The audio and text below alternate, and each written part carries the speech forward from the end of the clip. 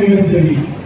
తర్వాత ఇప్పుడు రేవంత్ రెడ్డి గారు వచ్చిన తర్వాత కూడా అందరికీ విద్యాపరంగా అందరూ అభివృద్ధి చెందాలని చెప్పేసి మహిళలకు ప్రాధాన్యత ఇవ్వాలి, మహిళలు ఆర్థికంగా విద్యాపరంగా ఎదగాలని చెప్పేసి ఈరోజు వారికి 1 కోటి మంది మహిళలను కోటీశ్వరులు చేయాలనే ఉద్దేశంతో ఎన్నో కార్యక్రమాలు చేపట్టడం జరుగుతుంది. అన్ని IIT groups self help groups వారి అందరికీ ప్రోత్సహించి 10 లక్షల రూపాయలు లోని 20 లక్షల రూపాయలకు ఇవ్వడం జరిగింది. అది కూడా కాక ఈ రూరల్ ఇండస్ట్రియల్ పాలసీ తీసుకొచ్చి గ్రామీణ ప్రాంతాల్లో పరిశ్రమలు నెలకొల్పి నిరుద్యోగ సమస్య కొంతైనా తీర్చాలనే ఉద్దేశంతో రూరల్ ఇండస్ట్రియల్ పాలసీ ఈ ప్రభుత్వం తీసుకురావడం జరిగింది. దాంట్లో ఇంకా మహిళా పారిశ్రామికవేత్తలకు ప్రోత్సాహం ఇవ్వాలని చెప్పేసి మహిళలకు ఇవ్వడం జరిగింది.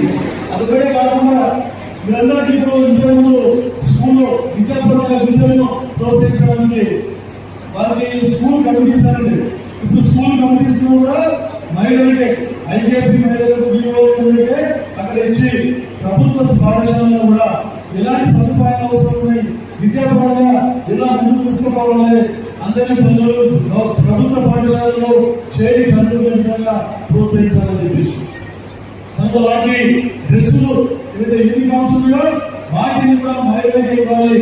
మహిళల ద్వారా ఐకేపీ మహిళల ద్వారా డ్రెస్సులను గుర్తించి కరెక్ట్ టైంకి స్కూళ్ళలో అందియాలని చెప్పేసి గత ప్రభుత్వంలో మీకు అందరికీ తెలుసు స్కూల్ స్టార్ట్ అయిన తర్వాత 6 నెలల వరకు టెక్స్ట్ బుక్స్ రాలేదు.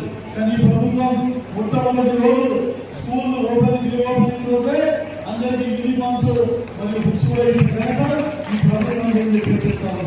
అది కూడా కాకుండా ఎన్నో స్కూళ్ళ మౌలిక సదుపాయాలు లేకుండే, గర్ల్స్ కి టాయిలెట్స్ లేకుండే, డ్రింకింగ్ వాటర్ ఫెసిలిటీ లేకుండే, అటువంటి ఎన్నో అమ్మ ఆదర్శ పాఠశాలల కార్యక్రమం మీద టాయిలెట్స్ కానీ compound walls, drinking water facility, తర్వాత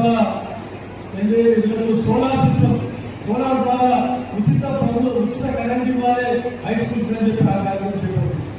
తర్వాత మహిళా పారిశ్రామికులకు వాళ్ళ భాగంగా మీరు ప్రతి ఒక్క మండలం నుండి 2 సోలార్ విద్యుత్ కేంద్రాలు ఏర్పాటు గురించి మనం ఈ ప్రభుత్వం ఏర్పాటు చేయడం జరిగింది.